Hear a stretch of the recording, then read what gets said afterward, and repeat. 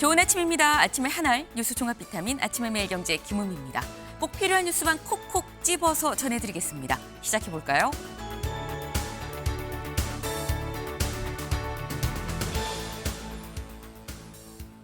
동아일보 일면입니다. 3년 전 7대 10으로 졌던 이 영남 빼고 지금은 모두 우세다라는 거죠. 3년 전 20대 대선에선 이재명 후보 그 당시엔 전국에 있는 광역시도 17곳을 기준으로 7곳만 이기고 10곳이 밀렸었는데 지금 여기 볼까요? 최근 조사 TK, PK를 빼고 17곳 중에 12곳이 현재 앞서고 있다라는 겁니다. 여기서 말한 최근 조사 지금 선관위에 등록된 최근에 17개 여론조사를 동아일보가 쭉 보니까 지금은 17개 중에 12개가 우세더라라는 거예요. 그리고 여기 TK, PK도 지금 현재 격차가 줄고 있고 불경 PK 부분도 여기도 접전이더라라는 거죠. 이 얘기인즉슨 오늘 D-13일입니다. 네, 딱 13일 남았죠. 상당히 민주당으로서는 낙관할 만한 전망이 나오고 있다라는 얘기인 거겠죠. 그리고 이런 전망과 함께 다음 기사 볼까요? 매일경제입니다. 전 정권 알박기 차단 작업 나선입니다. 네, 지금 현재 민주당에서 법안을 지금 발의를 했다라는 거예요. 어떤 법안이냐? 여기 보겠습니다. 민주 기재부의 공공기관 평가 권한 분산 법안을 발의했다라는 거. 이게 무슨 얘기냐? 평가 권한을 지금 현재 기재부가 지금 다 좀 총괄을 해서 하고 있죠. 그런데 기재부가 아니라 각 주무 부처가 해당 이 산하에 있는 공공기관을 다 좀 평가할 수 있도록 그렇게 좀 분산을 하는 법안을 냈다라는 겁니다. 네. 민영배 의원이 직접 여기 볼까요? 공공기관 경영실적 평가 권한을 기존 기획재정부에서 각 주무부처로 이관하는 내용의 법안을 대표 발의했다라는 겁니다. 평가 권한이 주무부처로 이 분산이 다 된다고 하면 대통령이 임명하는 각 부처의 장관의 이 입김이 더 갈 수가 있는 그런 구조가 될 수 있는 거죠. 더불어서 이런 얘기가 나온다라는 겁니다. 외부 평가 기구도 또 설치를 한다. 그럼 이거 결국 인사 속가내기 아니야? 라는 얘기가 같이 나오고 있습니다. 다음 기사 볼까요? 서울신문입니다. 중앙지검 지휘부 초유의 동반 사이입니다. 네, 어제 이창수 중앙지검장 그리고 이 조상원 이 중앙지검 4차장이 같이 사의를 표했습니다. 두 사람의 공통점, 김건희 여사를 불기소해서 민주당 주도로 탄핵 소추가 됐었죠. 그리고 이 최종 다시 복귀한 지 2달 정도밖에 되지 않았는데 이번에 같이 동반 사의를 표했다라는 겁니다. 네, 이 사의를 표한 이유로 얘기를 한 게 지금 건강상의 이유다라고 얘기를 지금 하고 있는데 건강상의 이 이유가 정말 맞는 것이냐? 현재 지금 시점 대선을 꼭 2주 어제 시점으로는 딱 대선을 2주 앞둔 시점이었었죠. 어제 사의를 표한 건 우연의 일치냐? 라는 겁니다. 요 얘기 잠시 뒤에 대담으로 좀 짚어보겠습니다. 그런데 이 중앙지검 지휘부가 동반 사의를 표한 지금 이 시점에 남부지검의 김 여사 관련한 수사는 또 진척을 보이고 있다라는 거죠. 다음 기사 볼까요? 조선일보입니다. 건진법사의 샤넬백 김건희 비서가 받았다라는 얘기가 나왔다라는 거죠. 지금 무슨 얘기냐? 지금 현재 남부지검에서 하고 있는 수사 이른바 건진법사 관련한 이 의혹입니다. 한 이 종교단체가 건진법사를 통해서 로비 목적으로 김 여사한테 뭔가 명품백을 전달하려 했다. 목걸이 이 명품백을 전달하려 했다라는 의혹을 현재 남부지검이 수사를 하고 있는데 김 여사 측은 안 받았다라고 했는데 김 여사의 비서가 해당 이 가방을 명품 매장에 가서 추가로 교환하고 바꿔왔다라는 게 확인이 됐다라는 겁니다.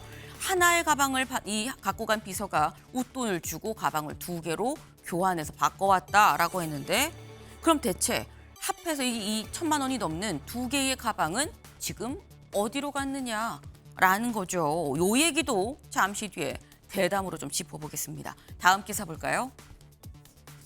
한겨레입니다. 내란 기획 의혹 노상원 YP 작전 윤 총장 때부터 대선 계획 짰다. 네, 노상원 씨 12.3 계엄에 연루가 된 의혹을 받고 있는 이 노상원 전 정보사령관 예비역인데 장성들을 롯데리아로 불러서 이런저런 지시를 했다라는 건 이미 다 알려져 있는 사실인 거죠. 그런데 지금 한겨레가 이 몇몇 파일을 입수를 했다라고 합니다. 노상원 씨가 작성한 걸로 추정이 되는 파일 2020년에서 2021년에 작성한 걸로 추정되는 3개의 문건을 입수를 했는데 여기에 보니까 이 윤석열 전 총장이 총장인 시점에서 퇴임을 언제 할 것인지, 국민의힘에 입당을 언제 할 것인지 이런 시기가 적혀 있었고 이 대선 땐 정의로운 법주인 이미지로 좀 가야 된다라는 이런 부분 그리고 DJ 노무현 묘소의 참백, 인재영 이런 부분들이 다 실제로 적혀 있었고 이게 실제 행적이랑 좀 유사하더라라는 겁니다. 그리고 이 본인이 주변에 내가 비선이다라고 얘기한 것도 다시 이 진술이 있다라는 거죠. 사실 이건 이 어디까지나 의혹이다라는 건데 이 의혹이 진짜인지 아닌지를 밝혀내는 게 검찰 수사의 역할이 아닌가라는 생각이 좀 듭니다.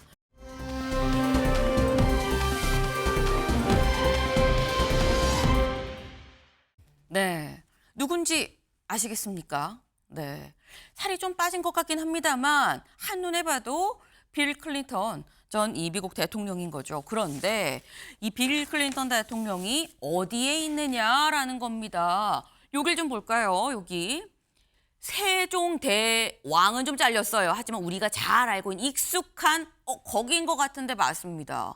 광화문 광장과 세종대왕 동상 앞에서 빌 클린턴 전 대통령이 사진을 찍었다라는 거죠. 한국에 왔구나라는 겁니다. 지금 우리나라 비공식 일정으로 알리지 않고 방한을 했는데 대체 왜 방한한 거야 궁금하죠. 지금 현재 홈플러스 단기 채권 사태로 출국이 정지된 김병주 MBK 회장과 만날 수 있다라는 얘기도 솔솔 좀 흘러나오고 있네요. 네, 실제로 이 빌 클린턴 전 대통령이 방한해서 무엇을 할지 관심이 좀 쏠릴 수밖에 없을 것 같습니다.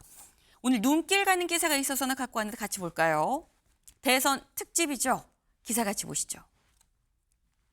네, 이는 기본주택, 김은 민간개발, 공급 확대 강조하지만 방법이 다르다라는 겁니다. 오늘 저희가 가지고 온 대선 공약, 부동산에 관련된 겁니다. 부동산 관련해서 이재명 후보는 기본주택을, 김문수 후보는 민간 개발을 얘기를 하고 있는데 어쨌거나 둘 다 공급 확대를 얘기를 하고 있다. 다만 방법이 좀 다르다라는 거. 여기 표로 좀 잘 나와 있습니다.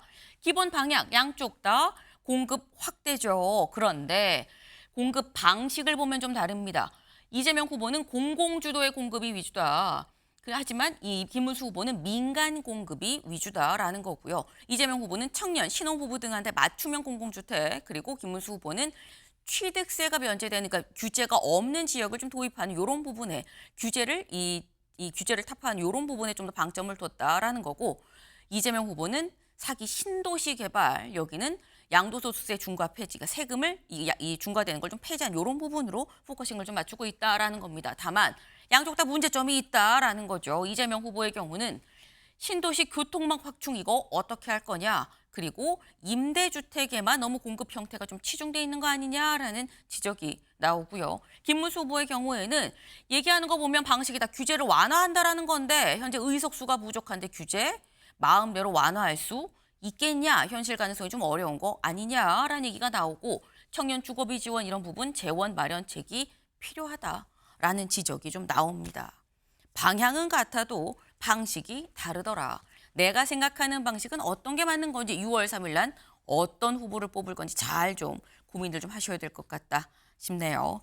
네, 아침의 매일경제 뉴스 종합 비타민 언제나처럼 TV로 좀 크게 보시다가요. 궁금한 점 유튜브 댓글로 남겨주시면 같이 좀 얘기를 해보겠습니다.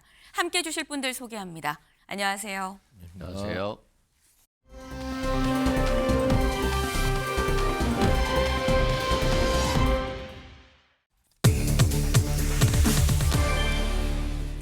돌연사입니다. 갑자기 그만둔다고 했다라는 거죠. 누가? 여기 보겠습니다. 김건희 무혐의 종결 이창수 중앙지검장 돌연사의. 네. 어제 거의 저녁 시간쯤, 이 퇴근 시간 무렵에 들려온 소식입니다. 이창수 중앙지검장이 조상원 4차장과 같이 이 사의를 표했다라는 겁니다. 말씀드린 것처럼 제가 이 탄핵 탄핵 소추가 됐었지만 돌아온 지 한 2달쯤 됐다라고 말씀을 드렸는데 돌아온 지 2달 만에 갑작스럽게 다시 사의를 표했다라는 거죠. 그럼 대체 왜 사표를 낸 것이냐라는 겁니다. 이걸 좀 볼까요?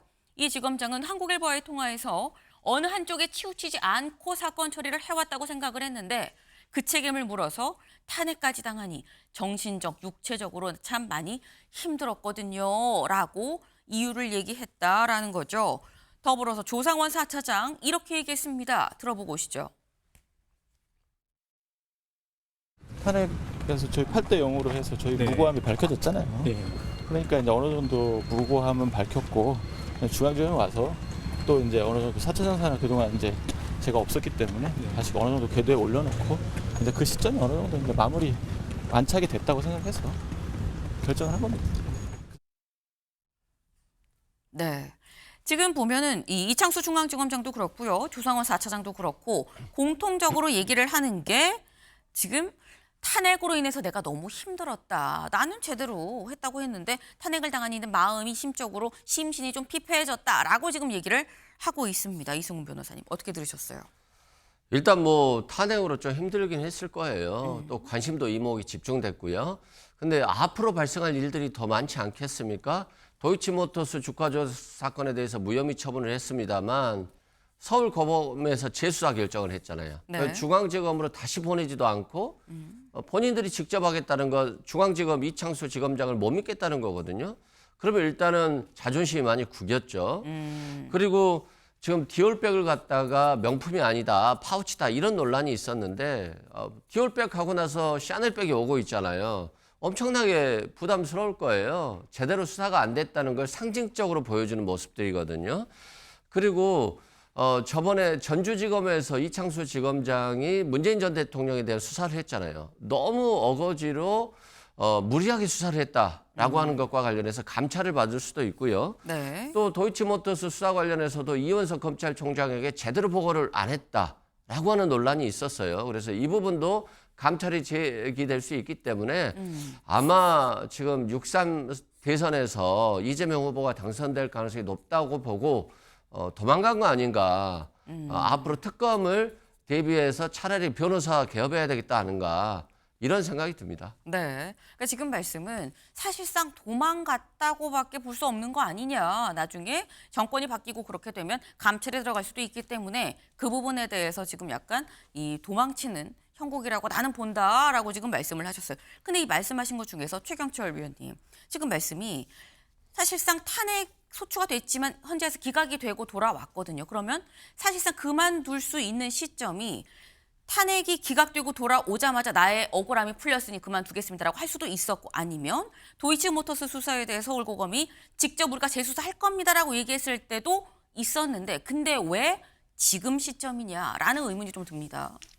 탄핵이 기각되고 난 뒤에 뭐 나머지 일이 좀 있었겠죠. 그 나머지 업무를 마무리한 뒤에 물러나려고 생각했던 것 같은데 또 그것보다는 다른 환경적 요인에 대한 압박감을 느꼈겠죠. 이게 네. 사실 저는 뭐 검찰, 경찰도 출입해봤지만 이게 검사장하고 차장검사가 동시에 사표를 내는 건 저는 처음 본 것 같은데 사실 뭐 야구나 축구로 따지면 시즌 중에 네. 감독하고 코치가 그쵸. 동시에 이 팀을 떠난다는 건데 그러면 그 팀은 사실 와야 됐다. 그 시즌을 포기하는 건 아니냐. 이 정도로 사실 1번과 2번이 떠나버리는 것과 같은 것인데 이만큼 압박감이 컸다는 거였죠. 사실 뭐 요즘 지기현 부장판사에 대해서 민주당이 하는 것들을 보면 네. 이제 뭐 검사 정도는 이제 뭐 바람 앞에 등불처럼 언제든지 꺼질 수 있는 존재로 만들 수가 있으니까 이제 민주당이 만약 집권을 한다면 네. 사법부도 저렇게 겁박을 하는데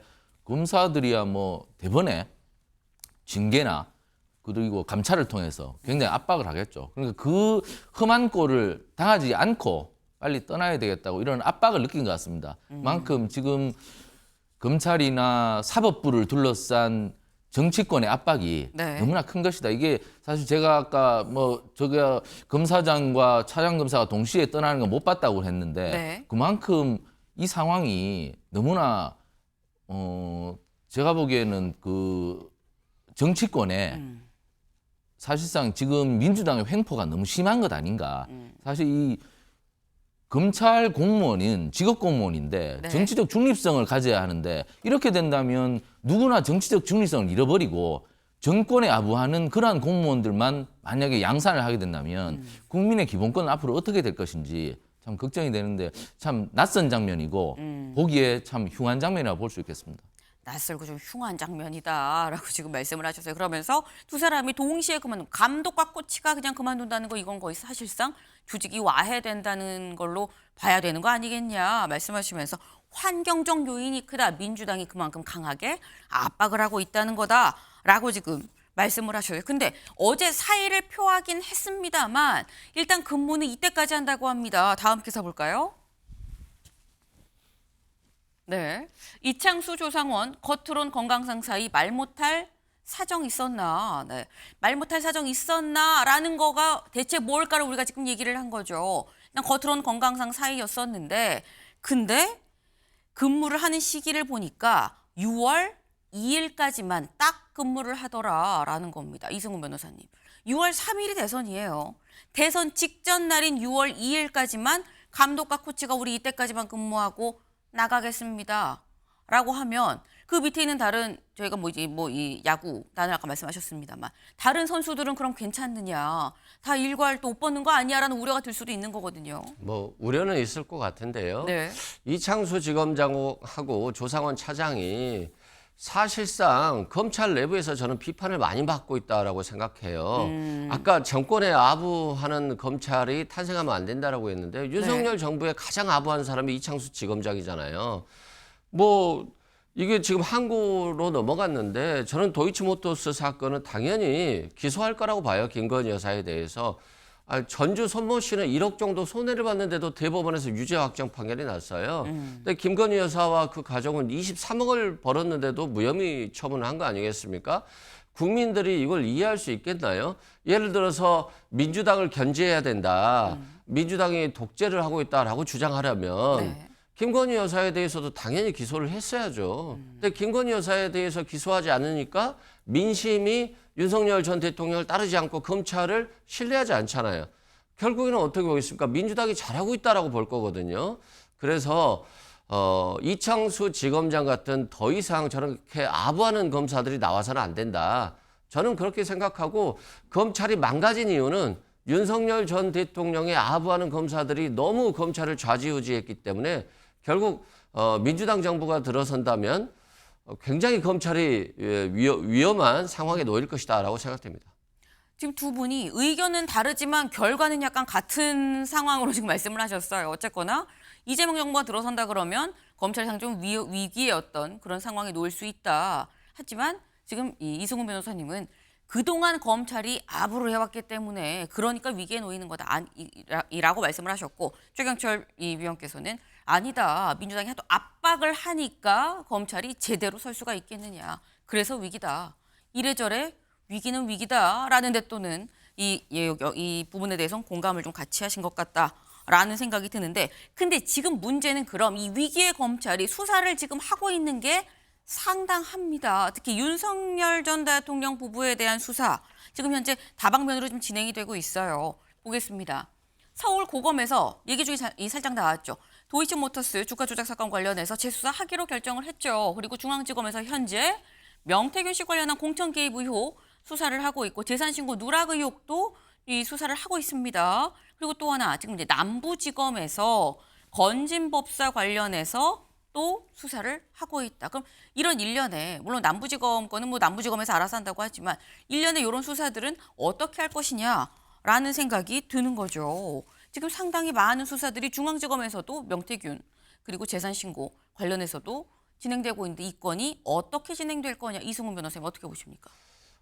아마도 이창수 중앙지검장이 그만둔 이유도 저것과 관련될 거예요. 본인들이 무혐의 처분했습니다만 김건희 여사에 대한 사건들이 너무 많이 나오고 있잖아요.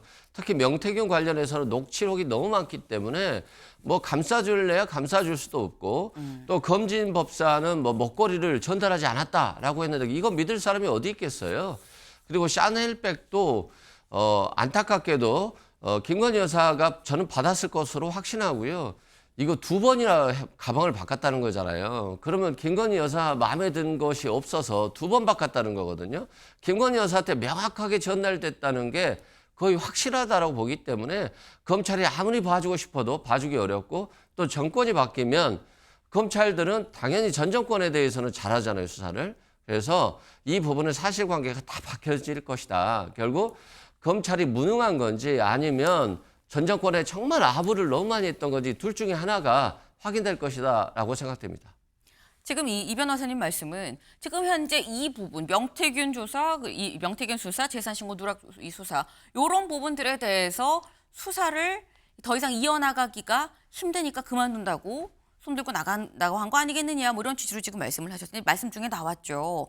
지금 이 이른바 이 또 다른 명품백이 등장을 했죠. 건진 법사를 통해서 한 종교 단체가 김 여사한테 이거를 전달을 했다라고 얘기한 그 명품백에 관해서 오늘 이런 보도가 나왔습니다. 같이 볼까요?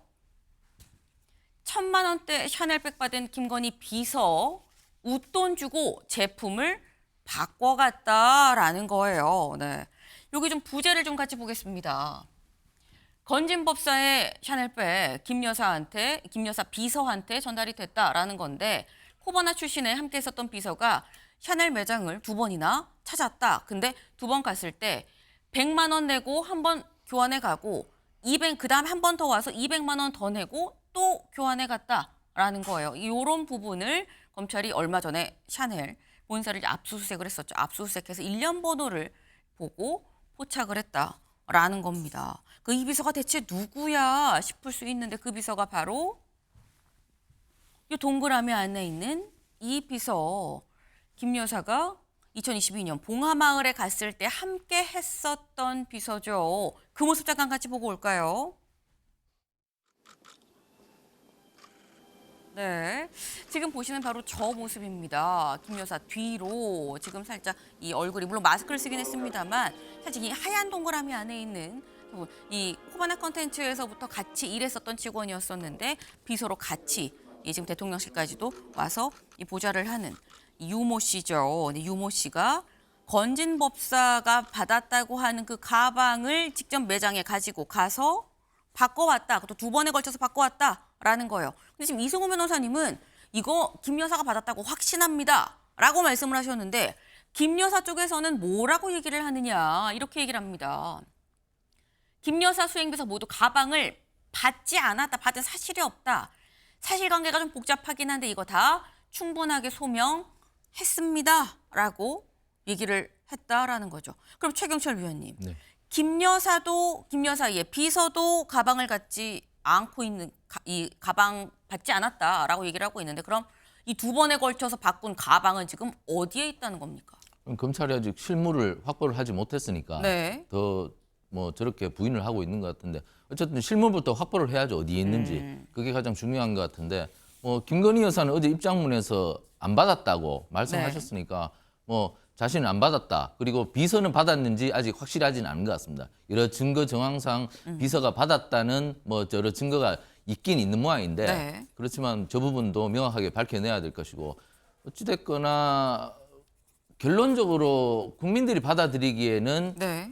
조금 볼썽사나운 모습입니다. 김건희 여사께서 항상 가방과 자꾸 연루가 되시는 걸 보면 그 진실이 어떻게 되든지 간에 어쨌든 대통령 영부인을 했던 분으로서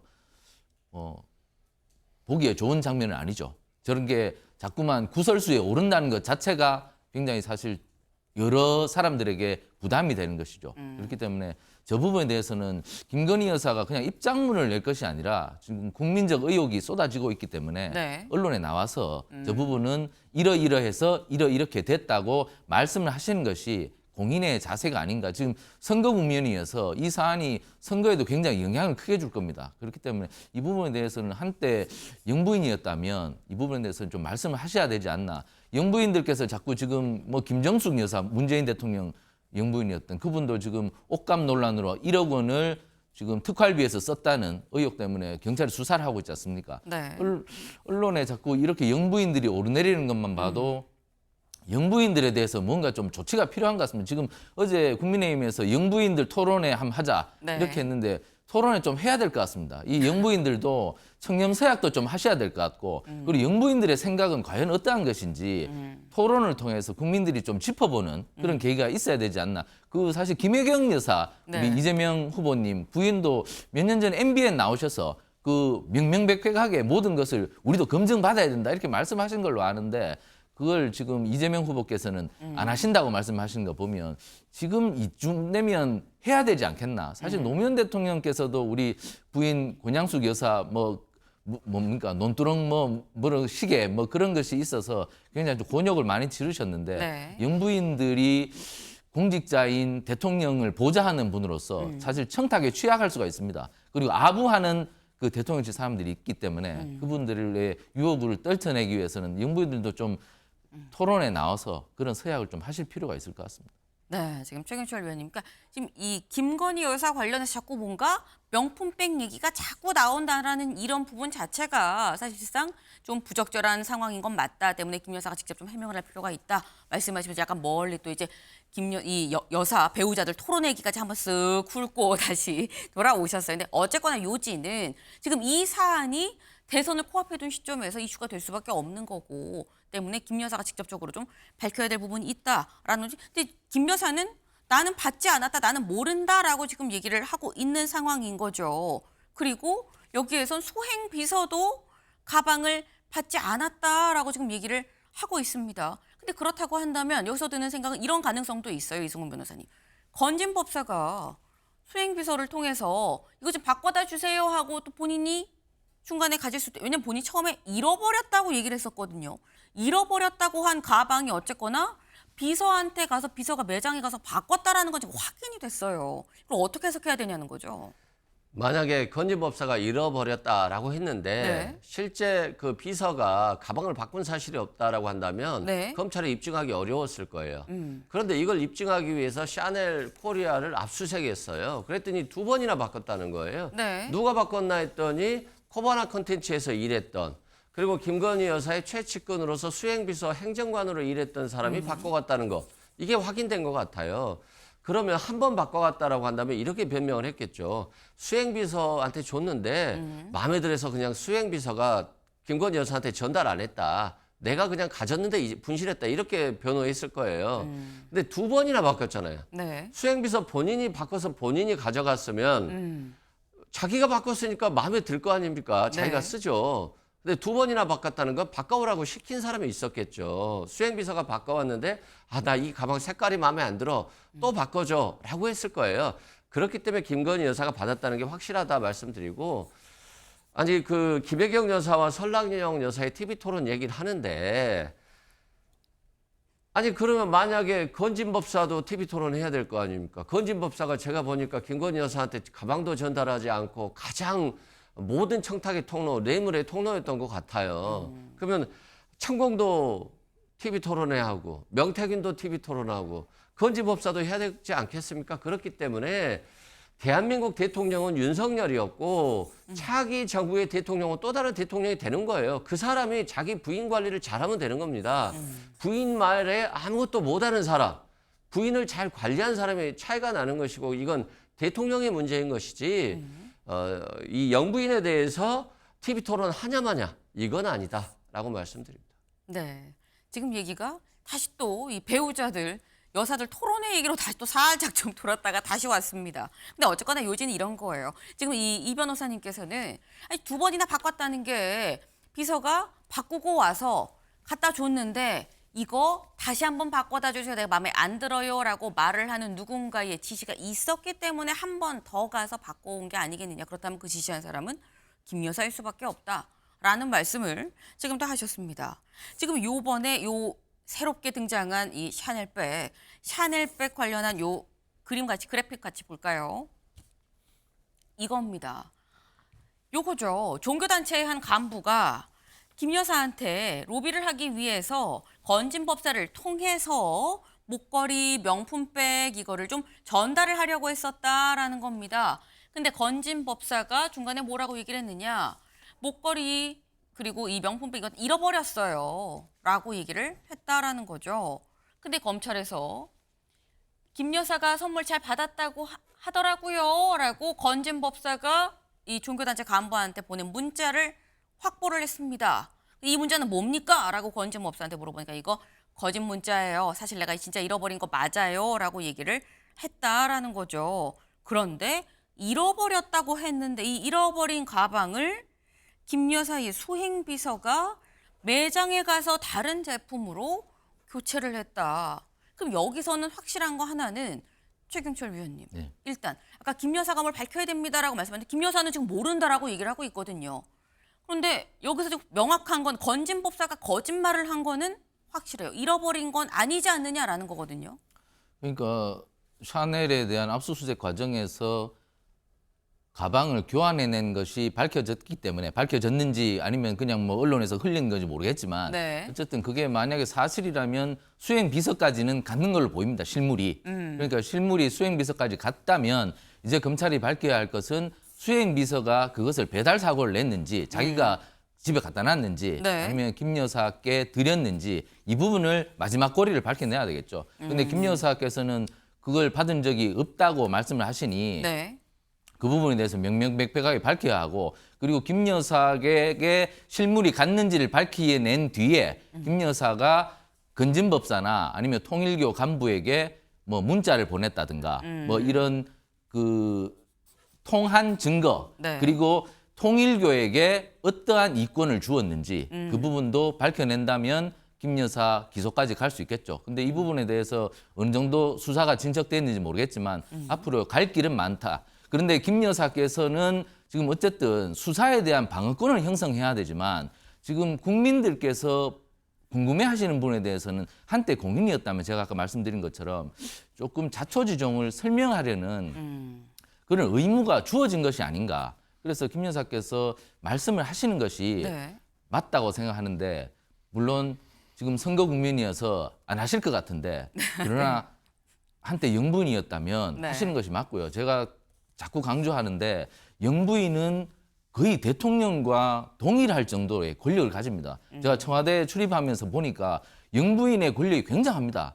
그렇기 때문에 영부인께서도 공인이다. 거의 대통령의 제1급 비서지 않습니까? 매일 대통령과 식사하시고 그리고 베갯머리 뭐에서 같이 대화하시고 그런데 영부인께서 그런 공적 책무가 있는데도 불구하고 우리 사회는 영부인에 대해서는 너무나 알려는 노력이 부족하다. 그렇기 때문에 영부인에 대한 우리가 알 권리도 필요하고 그리고 그러한 영부인을 지내신 분들은 공적 책무가 있으니 자신에게 어떤 의혹이 주어진다면 그 부분에 대해서 소상하게 해명할 의무가 분명히 있다. 그것은 그냥 지나칠 일이 아니다. 이렇게 제가 설명드리고 싶습니다. 네. 지금 말씀은 검찰이 어쨌거나 차곡차곡 하나하나 좀 꼬리를 잡아가면서 실체를 좀 밝혀내야 된다. 일단 이 수행비서 유모 씨가 배달 사고를 내서 본인이 꿀꺽 한 건지 아닌지도 좀 봐야 되는 거고 그리고 그 과정에서 김 여사는 이 사실을 알았는지 몰랐는지 김 여사한테 만약에 갔다고 한다면 김 여사가 이 종교단체 간부한테 뭐 잘 받았어요 어쨌어요 라던가 답이 있었는지 여부까지도 좀 다 같이 종합적으로 좀 봐야 되지 않겠느냐. 검찰 수사가 여기까지 되는지 잘 모르겠다 말씀을 하셨는데 여기서 그럼 이런 생각이 들 수 있어요. 아, 이 수행비서를 불러서 물어보면 될 거 아니야 라고 생각할 수 있습니다. 실제로 검찰 불러서 물어봤다고 해요. 검찰 조사에서 이렇게 얘기했다고 합니다.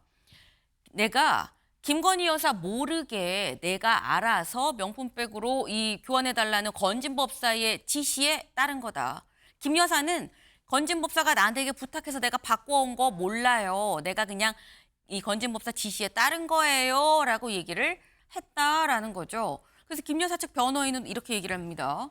건진 법사가 회사의 고문이고 이 어른인 만큼 아까 말씀드렸죠. 이 수행비서가 이 회사의 직원이었었다. 그래서 잘 알고 지내고 이제 윗사람이었고 했었으니까 바꿔와라라는 심부름을 한 거다라고 얘기를 했다라는 겁니다. 근데 그렇다고 보면 이수근 변호사님, 그래 같은 회사에서 위에서 있었던 분이 이렇게 바꿔와라라고 해서 약간 심부름조로 했나라고 생각이 지금 그런 얘기를 하고 있는 거예요. 그러니까 이게 변명할 게 없는 거잖아요. 결국에는 건진법사가 잃어버렸다라고 했다가 이게 가방을 2번이나 바꾼 게 나온 거니까 네. 결국에는 수행비서가 건진법사가 시켜서 했다.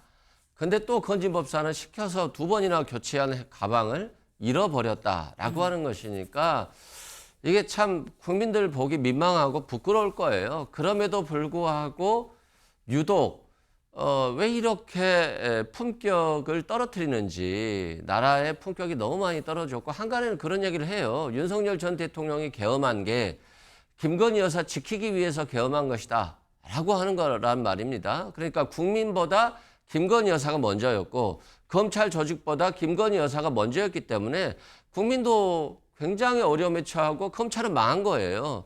그래서 다시는 윤석열 전 대통령처럼 검찰 조직을 자기 마음대로 쓰는, 사적으로 이용하는 대통령이 나와서는 결코 안 된다라고 생각됩니다. 네.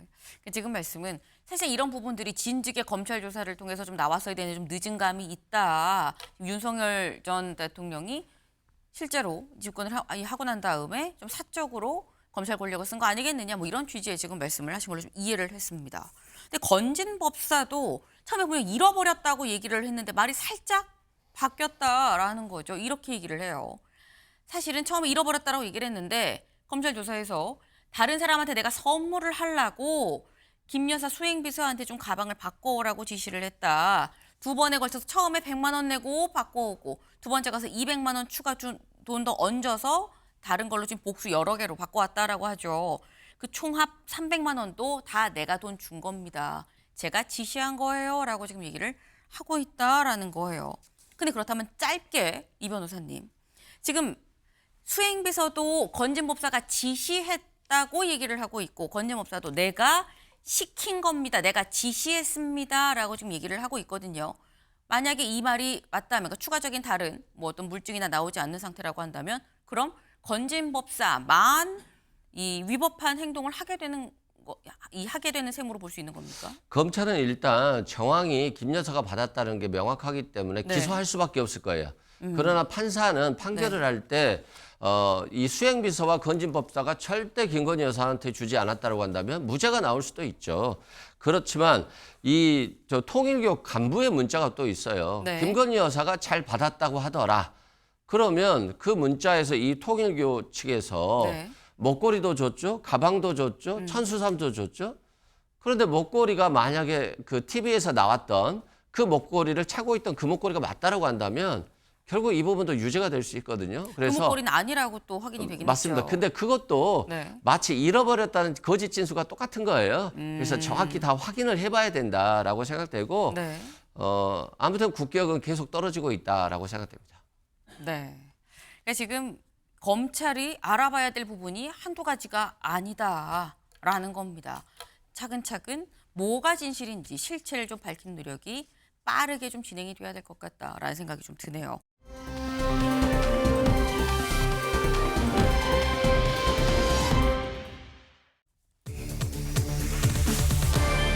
원팀? 네. 무슨 얘기인지 같이 보겠습니다. 첫 선거운동 지원 나선 한동훈, 홍준표도 보수 대통합해야 됩니다 라고 얘기하면서 김문수 후보를 지지했다라는 거죠. 한동훈 전 대표 지난주에 내가 다음 주엔 현장에서 국민들과 만날 겁니다 라고 얘기했는데 그 다음 주가 바로 어제였습니다. 어제 한동훈 전 대표 모습 같이 보고 오시죠. 저는 지금 김문수 후보님하고 마지막까지 경쟁을 하면서 큰 생각의 차이가 있는 부분이 본질적으로 있습니다. 그렇지만 그게 바뀌지 않는다고 해서 제가 가만히 뒤에 있기에는 상황이 너무 절박합니다. 제가 함께 하는 것보다는 오히려 김 후보님이 안 가시는 곳에서 이렇게 서로 시너지를 내면서 국민들을 설득하는 것이 우리의 승리, 그리고 이재명의 위험한 세상을 막는 데 더 도움이 될 것이라고 생각합니다. 네, 한동훈 전 대표 이렇게 얘기를 하죠. 김 후보가 가지 않는 곳에 제가 가서 좀 시너지 효과를 내보겠습니다. 그래서 이재명의 위험한 세상을 좀 막아보겠습니다. 라고 얘기를 했습니다. 그런데 그 전에 이런 얘기도 했다라는 거죠. 솔직히 말하면 여기 나오지 않으려고 했습니다. 제 양심이, 정치 철학이 지금 계엄과 탄핵에 모호한 이런 태도를 보이는 우리 당에 제가 동조할 수 없었기 때문입니다. 라는 말과 함께 하지만 그럼에도 내가 이 나라를 망하게 하는 건 좀 두고 볼 수가 없기 때문에 이재명이 위험한 세상에 도래하는 걸 막기 위해서 나왔습니다. 김 후보가 안 갔는데 제가 가서 시너지 효과를 좀 내겠습니다. 라고 얘기를 했다라는 거예요. 근데 그렇다고 하면 저희 오늘 키워드가 원팀 물음표였습니다. 최수영 위원님. 이건 원팀이냐 절반만 있는 반팀이냐 딴 팀이냐 무슨 팀입니까? 0.7팀. 0.7입니까? 네. 그래도 7분응선까지는 왔어요. 네. 왜냐하면 저 홍준표 전 시장 합류하지 않았고 한동훈 전 대표가 지금 이름이 빠진 옷을 김문수 후보의 이름이 빠진 옷을 입었기 때문에 완전체 원팀으로 보기는 어벤져스로 보기는 좀 어렵고. 근데 제가 어제 눈에 띈 건 왜 우리가 이제 한동훈 전 대표의 동선을 보면은 이제 네. 부산에서 시작해서 이제 대구를 거쳐서 충청 거쳐서 이제 강원 원주를 가거든요. 근데 이제 지금 얘기한 대로 말 그대로 그 김문수 후보가 겹치지 않는 선에서 본인이 보완제 역할을 하겠다는 거잖아요. 네. 근데 이제 지난번 지난해 금정구청장 선거 보궐선거가 매우 어려울 걸 했는데 한 전 대표가 지휘해가지고 이기지 않았습니까? 그쵸. 좋은 기억이 있고 지금 네. 근데 PK가 접전이라는 것 아닙니까? 과거에는 윤석열 전 대통령 당시 그 선거에서는 굉장히 압승을 했는데 지금은 굉장히 팽팽하다. 접전이다 이런 얘기가 있으니까 아마 본인이 PK에서의 어떤 우세를 자신의 영향력으로 한번 입증해 보려는 생각이 있는 것 같고, 아하. 그다음에 동선을 짜서 올라가는 거 보면은 네. 그 TK 본류 그다음에 충청 강다 스윙하는 지역이잖아요. TK를 빼고 나면은 거기에 가는 이유는 뭐냐? 거기도 그 중도 소구력이 있는 자신이 가면서 또 자신과 친한 의원들의 지역구를 한번 돌아주는 일종의 아주 그 영리한 전략이라고 저는 보는데 기왕이면 그래도 저는 김문수 후보의 옷을 입고 나왔었으면은 정말 한동훈 전 대표가 갖고 있는 어떤 확장성에 대한 더 좋은 평가를 좀 받지 않았을까라는 다 좋은데 그거 하나 좀 아쉬움이 듭니다. 네. 지금 제가 원팀입니까? 반팀입니까? 딴 팀입니까? 여쭤봤더니 0.7팀입니다. 그래도 한 7분응선까지는 왔어요. 라고 말씀을 하셨어요. 다만 여기서 부족한 0.3은 이름을 2번 김문수라고 이름을 달았으면 참 좋았을 텐데 김문수 후보의 얼굴 이름 없고 국민의힘 그리고 2번 뭐 그것만 이렇게 있는 옷을 입고 등장을 했다라는 거죠. 네. 그게 0.3이 좀 깎인 이유다라고 말씀을 하셨는데 하지만 뭐 이런 말씀하셨죠. 홍준표 후보도 어쨌거나 김문수 후보 지지한다고 하지 않았습니까?라고 이 말씀하셨는데 홍준표 후보를 설득하기 위해서 특사단이 미국 하와이까지 갔죠. 그런데 이 특사단 홍준표 후보랑 같이 귀국을 하는 걸까? 홍준표 후보 두 보고 따로 귀국을 하는 걸까 싶었는데 오늘 홍준표 후보가 SNS에 글을 이렇게 올렸습니다. 볼까요? 모두 돌아갔습니다. 대선 끝난 후 돌아간다는 입장 변함없습니다. 라고 올렸다라는 거죠. 이 얘기인즉슨 윤경호 위원님. 일단 홍준표 후보는 나는 김문수 후보를 지지하긴 하는데 하지만 선거운동까지 같이 뛸 순 없어라는 완곡한 표현인 것 같거든요. 뭐 일관성이 있다면 홍 후보가 올린 SNS 글 중에 정남이가 다 떨어졌다 이런 표현이 있었잖아요. 저는 그게 계속 유지되는 것 같다는 생각이 들어요. 뭐 정치판에 난 떠나겠다, 네. 에서 떠나겠다 이런 얘기 했었는데 떠난 사람을 굳이 가서 다시 와서 좀 도와주세요라고 하는 게 얼마나 도움이 될까? 흔히 말하는 시너지가 될까? 전 그거 헛물이라고 봅니다. 그러니까 이번 선거는 아까 한동훈 전 대표가 한 얘기 탄핵과 계엄에 대해서 같은 입장이냐 아니냐 이게 사실 중요할 거예요. 그러니까 그 얘기는 선거에서 설사 패배를 한다 하더라도 네. 패배 이후에 보수라는 진영의 정당이 올곧게 계속해서 유지가 되려면 과연 어떤 원칙을 그래도 견지를 해야 될까? 그에 대한 고민이 홍 전 대표는 결국 난 대선 후에 돌아갈 거야라고 그냥 한마디로 끊어버린 거고 한동훈은 몸은 왔지만 마음은 역력히 따로잖아요. 제가 보기에 저게 무슨 원팀입니까? 그럼 무슨 팀이라고 보십니까? 전 각자의 팀이죠. 딴 팀이다. 뭘 겨냥하는 거냐? 대선 이후에 결국은 당권을 겨냥해서 한동훈은 나와서 지금 선거운동하는 신용만 한 거죠. 아니면 나가서 새롭게 당을 만들어야죠. 그러나 보수라는 텃밭에서 지금 보수의 일당인 국민의힘은 그대로 이용을 해야 되니까 그런 차원에서 나온 선거운동 지원이 아닌가 저는 그렇게 보여요. 네, 지금 한 분은 0.7팀이다, 한 분은 아니다, 딴 팀으로 봐야 된다라고 지금 말씀을 하셨어요. 오늘 중앙일보 기사 같이 좀 볼까요? 네, 김문수 없는 한동훈 유세 복장, 홍준표는 귀국 안 한 채 지지. 좀 비판적인 시각이 좀 담겨 있죠. 유세를 한다고 하지만 이 유세 복장에는 김문수라는 후보의 이름이 없고 홍준표 전 시장은 지지한다고 하지만 저 멀리 미국 하와이에서 지지합니다라는 말만 남기고 귀국은 하지 않는 거 아니겠느냐라는 얘기예요. 0.7팀이다, 딴 팀이다라는 얘기가 나오는 지금의 이런 상황. 이런 상황에서 친한계로 꼽히는 박정훈 의원이 SNS에 어제 글을 올렸습니다. 무슨 글이냐? 이거죠. 저는 김문수 후보를 꼭 당선시켜야 나라가 산다고 믿습니다. 김문수 후보 지지합니다. 당선돼야 돼요라는 얘기예요. 그런데 권성동 의원이 물러나는 게 훨씬 더 많은 표를 만들어낸다고 확신합니다. 현장에선 온통 권성동 물러나란 말뿐입니다. 오늘이라도 사과하고 사퇴하세요라는 글을 올렸습니다. 최수영 의원님 네. 어떻게 보십니까? 저게 지금 확장성을 얘기하고 있는 겁니다. 그러니까 사실 그러니까 쌍권 지도부라고 얘기했잖아요. 근데 권영세 비대위원장은 단일화 불발되고 논란이 되고 갈등이 심화되니까 바로 김문수 후보가 선출되던 날 사퇴를 했습니다. 근데 원내대표인 권 후보에 대해서는 일단 김문수 후보가 일단 원내를 또 지휘해야 되니까 이렇게 했는데 저는 정치적 도의적으로 본인이 사퇴하는 게 맞다고 봅니다. 근데 다만 이제 김문수 후보 얘기대로 대선 때까지 이제 원내를 관리해야 되고 지금 당장 그 법사위가 열리고 있고 이런 상황이 있으니까 아마 원내대책도 꾸려야 되니까 새롭게 원내대표는 또 의원의 투표로 또 결정되기 때문에 소속의원의 그렇죠. 투표로 결정되니까 아마 그 절차가 좀 번거롭고 또 당에 또 그것이 혹시나 갈등이 한 양상이 될까 봐 안 한 것 같은데 근데 저는 깔끔하게 원내대표가 사퇴하고 원내 부대표가 잠시 대행을 해도 되는 방법도 있잖아요. 그렇기 때문에 저는 왜 저러냐면은 박정훈 의원이 왜 저런 글을 올렸냐 그러면 아무리 한동훈 전 대표가 유세라고 뭘 해도 권성동 의원이 마이크를 잡고 하는 순간 이른바 그 쌍권의 그림자가 아직도 말하자면 어른거리고 거기에서 국민들은 뭘 보냐면은 당의 극심한 내용과 갈등을 넘어서 어쨌든 공적인 절차를 통해 당선된 후보도 바꾸려고 했던 그 무질서의 어떤 그 과정을 떠올리고 이게 공당이 맞나라는 의구심을 갖는 그런 자꾸 이제 그 기억이 소환되기 때문에 네. 이게 부적절하다 이렇게 얘기한 것 같은데 이 부분은 저는 권성동 의원이 정말 대선의 흐름을 좀 읽고 본인이 판단해야 되는 사안이라고 봅니다. 네.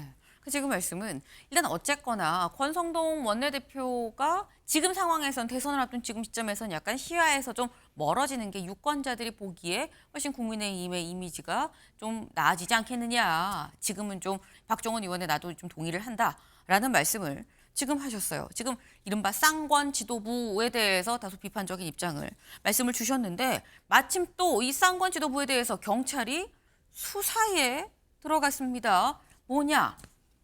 이거죠. 강요 미수 및 업무방해 혐의로 입건해서 지금 현재 수사에 착수를 했다라는 거예요. 근데 이 수사가 그냥 우리가 내부적으로 찝어서 하는 게 아니라 고발이 들어가서 시작이 된 그런 수사인 거죠. 이하상 변호사가 경찰청 국수본에 두 사람을 고발을 해서 시작이 된 겁니다. 근데 이하상 변호사가 어떤 사람이냐? 김용현 전 장관과 서부지법에서 폭동을 일으켰던 피고인들을 변호한 변호사예요. 그렇다고 한다면 윤석열 전 대통령 지지 측으로 볼 수 있는 건데 윤 전 대통령은 분명히 김문수 후보를 지지하고 그리고 당선이 돼야 된다라고 얘기를 했는데 이 변호사가 권영세, 권성동 두 쌍권 지도부를 고발을 했다라는 거죠. 이거는 윤경호 의원님 어떻게 또 해석을 해야 되는 거죠? 저도 그 점이 참 의아한 대목이었어요. 네. 처음에 고발자가 누군가 보수 진영 내부에서의 결국 문제 제기구나. 그런데 보수 진영 맞나? 아니면 아스팔트 태극기 부대 아니야? 이를테면 아주 극단적인 성향을 더 오히려 선호하는 결국 지금의 국민의힘 내부의 파워게임, 권력투쟁은 대선 패배 이후에 물론 이걸 기정사실화 하는 건 웃기지만 대선 패배 이후에 당권을 누가 차지할 거냐, 거기에 누가 더 유리한 고지를 점유할 거냐를 놓은 싸움, 그 이상도 그 이하도 아닌 것 같다는 생각이 들어요. 그런 차원에서는요, 권성동 원내대표는 아까 우리 최수영 의원의 얘기처럼 현장 유세 현장에서 온갖 뭐 야유와 비난, 조롱이 쏟아져 나오는 거를 많이 봤다면 오히려 지금은 좀 잊혀져 주는 게 뭐 유권자나 아니면 국민의힘 당원들에게는 모욕적일 수도 있습니다만 윤상현 의원이 뭐 한 얘기 있잖아요. 뭐 1년 지나면 어쩌고 저쩌고 이런 식의 얘기.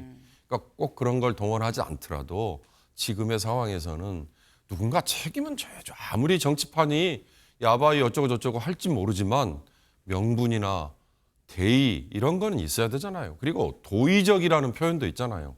그런 차원에서는 지금 권성동이라는 정치인이 버젓이 그대로 고개를 들고 다니면 그거는 아닐 것 같아요.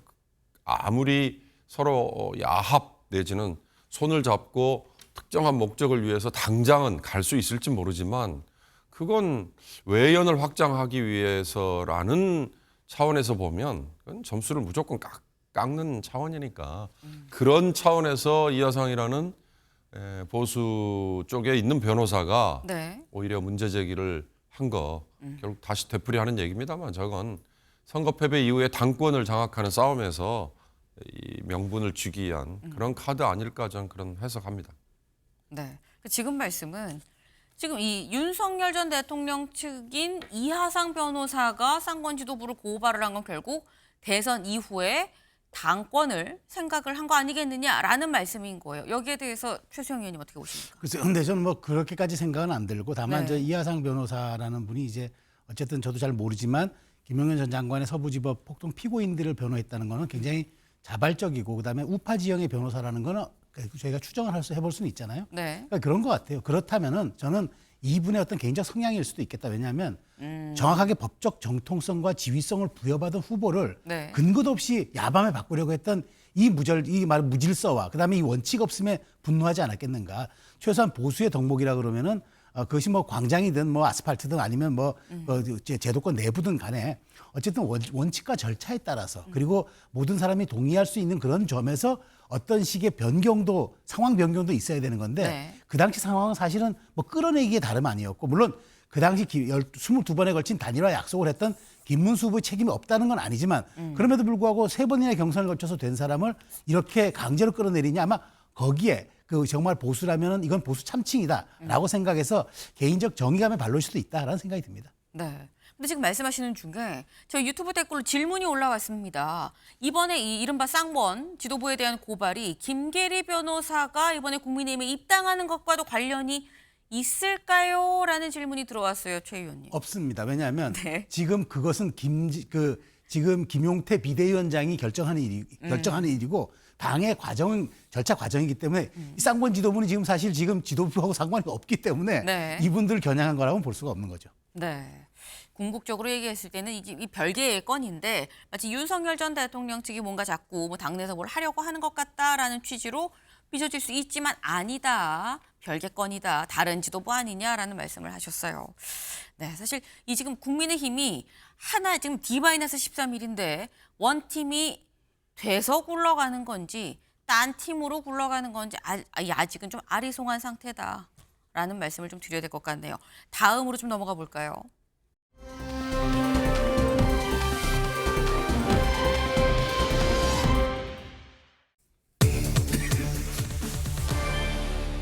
배우자 토론입니다. 기사 같이 볼까요? 김용태가 띄운 배우자 토론 2. 부인이 정치하나 김 검증하자라는 거죠. 어제 김용태 국민의힘 비대위원장 이런 제안을 내놨습니다. 직접 보고 오시죠. 영부인은 단지 대통령의 배우자가 아닙니다. 대통령 곁에서 국민과 가장 가까운 자리에 서 있는 공인입니다. 국민의힘은 설란영 여사와 김혜경 여사 두 후보 배우자의 TV 토론을 제안합니다. 그러면 이준석 후보는 어떡합니까? 즉흥적이고 무책임하고 대책 없고 그게 말이 되는 얘기예요. 격에 맞게 말씀하시도록 요청드립니다. 저는 뭐 특별하게 그걸 거절할 필요도 없고 또 배우자라는 사람이 다 나와 있는 사람인데 이런 부분에 대해서는 검증이 될 필요가 있다면 검증도 하고 또 뭐 토론도 하든지 뭐 그런 거는 기본적인 것이 아니냐 이렇게 보고요. 네, 아까 이재명 후보가 약간 농반진반으로 얘기를 하긴 했습니다만 최수영 위원님, 네. 이준석 후보는 그럼 배우자 토론회 하면 어떻게 되는 겁니까? 그래서 지금 한간에서 네. 이준석 미혼인 이준석 후보는 엄마가 나와야 되느냐, 뭐 같은 여성이니까 네. 그런 얘기도 지금 돌고 있는데 저는 저 카드가 일종의 약간 판에 좀 균열을 내고 흔들어 보려는 스윙 카드인 건 맞아요. 왜냐하면 그 지금 뭐 전에 이제 뭐 김건희 여사에 대한 문제도 많았고 하니까 그럼 이참에 배우자 얘기를 하는데 이제 김혜경 여사는 어쨌든 법화 혐의로 지금 재판 중이고 그다음에 설란행 여사는 대중에게 알려진 적은 없지만 뭐 비교적 뭐 청렴하게 살아왔다. 뭐 이건 이제 만약 인정받는 사실이다 보니까 이 두 개의 우위 구도를 통해서 뭔가 지금 김문수 후보가 박스권에 갇혀져 있는 지지율을 좀 돌파해보자 이런 전략은 되는데 조금 더 세밀히 들어가 보면 이게 약간 전술적으로는 패착인 게 지금 단일화 한다면서 이준석 후보의 마음 살려고 당신 토론의 MVP야 뭐 우리가 진짜 당을 이렇게 지금 우리가 잘못해서 나가 있지만 돌아와야 돼요. 이렇게 얘기하면서 정작 이준석 후보를 제외하는 배우자 토론을 하자? 이건 전 단견이라고 봐요. 당장 이번 주까지 단일화 못하면 못하는 건데 네. 그 엄중한 시기에 물론 이게 저 스윙 카드니까 김용태 비대위원장이 꺼내나 들 수는 있는데 조금만 세밀히 들여다봤으면 이거를 단일화보다 이게 우선할 카드였는가? 이준석 후보는 아주 맹렬하게 반응했잖아요. 좀 화를 냈잖아요. 네. 김용태 의원이 앞에 있었으면 혼냈을 거라는 얘기. 뭐 그것이 격에 맞는지 모르겠습니다만은 뭐 그런 측면에서 전략적인 카드에서는 그게 유용했을지 모르겠으나 전술적으로는 이번에 좀 약간 그 스윙의 효과를 거두지 못했다 이렇게 평가하겠습니다. 네, 지금 이 전략적으로 이 전술적으로 이 카드를 꺼낸 거는 뭐 이해는 되긴 하는데 그래서 문제는 지금 당장 다급한 단일화는 오히려 멀어진 거 아니겠느냐, 전략적으로 이게 맞느냐, 아까 표현을 이준석 후보가 맹렬하게 반응했다라고 말씀하셨죠. 그 맹렬한 반응 잠깐 들어보고 오시죠. 이재명, 김문수 배우자 TV 토론하자 이렇게 주장을 했거든요. 그러니까 제가 말씀드린 게 국민의힘 있는 사람들은 제발 선거를 이기기 위한 그 대책들을 세워야 되는데 이런 아무 말 대잔치 하면서 지금 선거 이기겠다는 생각이 뭔지 모르겠는데 어떻게 지금 2주도 안 남긴 시간 속에서 또 시간 낭비하겠다는 것을 전략으로 삼을 수 있겠습니까? 김용태 위원장이 앞에 있었으면 저한테 엄청 혼났을 겁니다. 네. 네, 윤경호 의원님. 이준석 후보가 이렇게 얘기를 했어요. 쭉 왜 지금 이기자고 하는 거냐 국민의힘. 그러면서 마무리 얘기가 김용태 위원장 아마 지금 제 앞에 있었으면 엄청 혼났을 겁니다. 라고 얘기를 했어요. 어떻게 들으셨습니까? 그러니까 아까 제가 말씀드렸습니다만 원칙이 있는 패배가 보수 진영의 보수에 대표하는 정당이 앞으로 계속 이어질 수 있는 길이다. 그런 차원에서 보면 이런 즉흥적인 제안, 어저께 하루짜리로는 통했겠죠. 오늘 아침에도 우리가 다루니까 오늘 아침까지는 통하죠. 그러나 얘기한 대로 이준석은 그럼 어떻게 하고 엄마가 나와? 얼마나 조롱이에요. 그리고 또 하나 TV 토론 방식 자체에 대한 문제 제기도 이번에 있었던 거 있잖아요.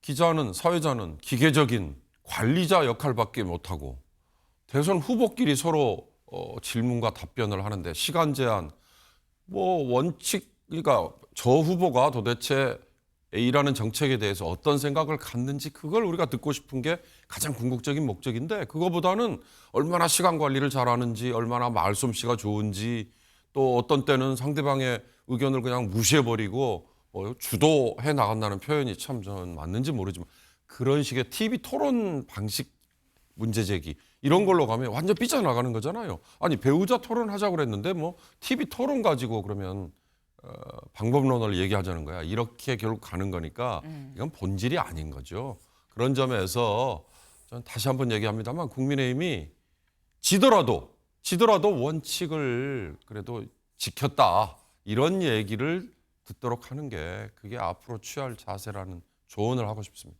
네, 최수영 위원님. 네, 근데 저는 이번 토론은 토론이 무산 뭐 됐겠죠. 저쪽에서 안 하는 거니까. 그런데 네. 이걸 떠나서 이번에 당선되는 분들은 국회를 좀 설득해가지고 저는 배우자에 대한 특별법을 만들어야 된다고 생각해요.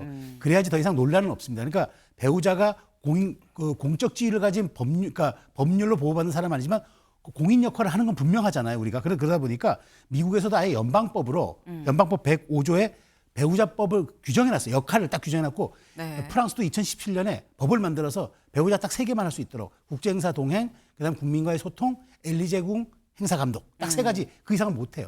저희도 그렇게 하면 여야 합의를 통해서 이번 새로운 대통령이 국회에 요청을 해서 배우자법을 만들어야 앞으로 배우자를 둘러싼 이런 뭐 토론하자 이런 해프닝도 없을 겁니다. 그러니까 저는 이번에 당선되는 분이 꼭 국회에 요청을 해가지고 배우자법을 만드는 거 저는 적극 고려해봐야 한다고 생각합니다. 네. 사실 지금 말씀하신 것처럼 이 다른 후보들이 오케이를 해야지 후보 토론회가 열리는 건데 지금 국민의힘의 김문수 후보를 제외하고 다른 후보들은 다 생각이 없다. 무슨 말이야? 라는 취지의 지금 반응들이 나오고 있는 거죠. 그래서 사실상 토론회가 배우자 토론이 이루어지기는 쉽지 않은데 토론과 무관하게 이미 설란영 여사는 어떻게 보면 이미 변방에서 이 김혜경 씨에 대해서 상당히 좀 공격적인 발언들을 내놓고 있습니다. 잠깐 들어보고 올까요?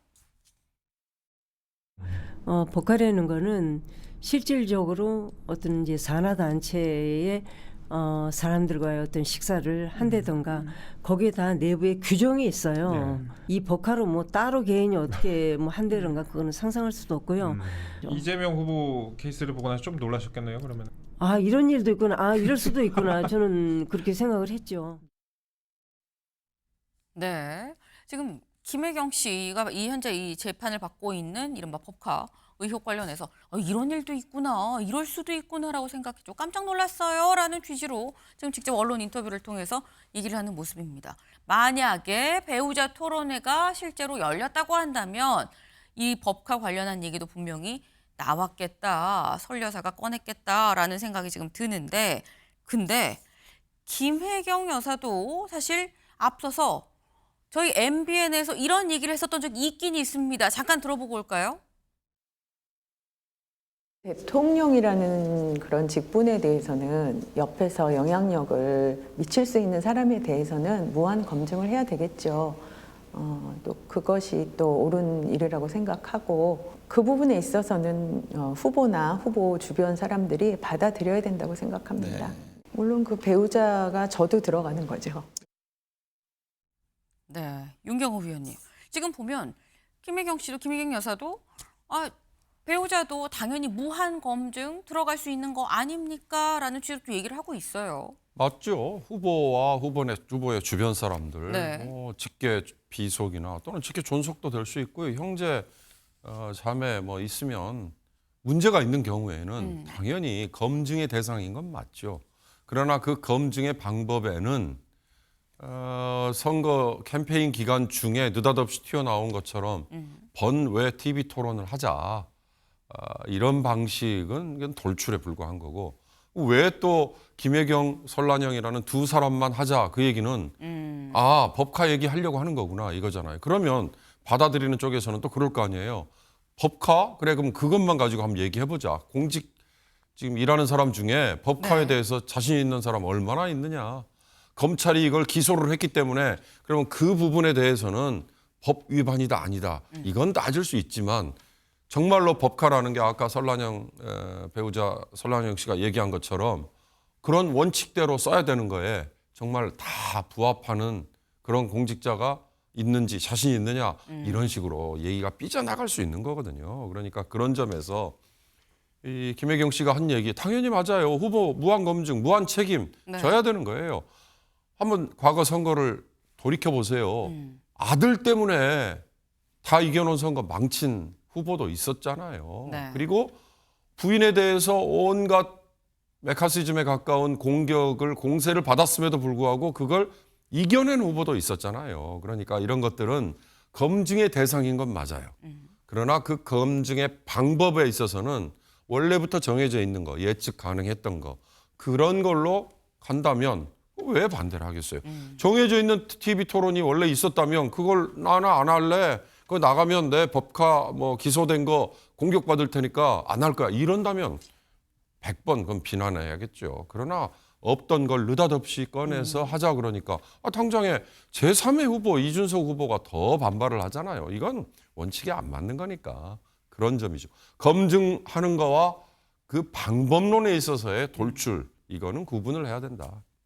네, 최소영 의원님. 네. 지금 말씀은 민주당 쪽에서도 사실 반대하는 이유가 검증하지 말자라고 얘기한 게 아니라 방법적인 측면에서 갑자기 돌출적으로 이렇게 내놓는 게 이게 맞는 거냐라는 측면에서 반대한 거 아니냐라는 취지의 말씀이거든요. 그러니까 만약 그렇게 돼서 이제 그 토론에 임한다 그러면 이걸 중앙선관위가 주관해야 됩니까? 주관하는 주관은 또 누가 해야 됩니까? 그다음에 이거를 이제 중계를 할 때 그러면 이게 과연 전파 낭비냐 아니냐, 검증이라는 이름으로 뭐 이런저런 이야기들. 그다음에 불리한 쪽에서는 추격자 입장에서는 분명히 이슈전환 카드고 그 김혜경 여사도 그런 얘기를 했으니까 네. 나오시라 얘기는 할 수 있지만 거부하는 쪽에서는 아니 왜 우리가 불리한 주제를 갖고 토론해야 되고 굳이 검증의 방식이 토론이어야만 하느냐라고 또 물을 수 있잖아요. 저는 간단한 방법은 이렇게 생각합니다. 그 대통령 당선된 분이 지금 그 무력화된 특별감찰관제 부활하면요. 배우자 검증, 친인척 검증 다 필요 없습니다. 깔끔하게 한 방에 해결됩니다. 그러니까 그 제도와 우리 있는 법과 제도로서 해결하면 될 일이고 그다음에 엄격하게 앞으로 그 대중의 워치독으로 감시하면 될 일인데 네. 이걸 너무 이제 이번 선거가 좀 기울어지다 보니까 아마 국민의 입장에서는 전략적 차원에서 아마 꺼내든 카드라고 저는 생각을 합니다. 국민의힘 입장에선 전략적으로 꺼내긴 했지만 좀 성급하게 꺼낸 감이 없지 않아 있다라고 말씀하셨는데 아까 말씀 중에 살짝 그 대안으로 하신 말씀이 바로 그거죠. 어쨌거나 이번 대선 치르고 난 다음에 배우자법을 좀 만들자라고 말씀을 하셨어요. 윤경호 의원님, 배우자법에 대해서는 어떻게 생각하십니까? 예, 만드는 건 저도 찬성합니다. 다만 배우자의 위상, 활동의 범위. 네. 그러니까 지금 우리는 배우자가 공인의 범주에는 들어가지만 공직자에는 들어가지 않아요. 그러니까 그런 엇박자. 그러나 백연머리 뭐 어쩌고 저쩌고 하듯이 배우자가 가장 당사자인 대통령에게 영향력을 많이 끼칠 수 있는 주체잖아요. 네. 그러니까 그런 거를 제도화하자는 거 아니에요. 김건희 씨가 윤석열 전 대통령 때 문제가 됐던 건 그렇게 온갖 개입을 한다는 설이 많고 활동을 하고 하면서도 이부속실을 만드는 걸 거부했던 거는 그게 공개화되는 거. 그리고 기록에 남는 거. 이걸 네. 꺼렸다. 이런 비판을 받았지 않습니까? 그러니까 그런 것들을 공개화하고 기록에 남기기 위해서는 배우자 관련 법을 만드는 거 저도 100번 찬성합니다. 그리고 그 대신 엄격하게 활동 범위나 위상에 대해서 그래야 예산도 지원이 될 수 있잖아요. 그런 점에서 저는 그리고 우리보다 훨씬 앞선 나라들의 전례들이 충분히 있어요. 하다못해 미국도 네.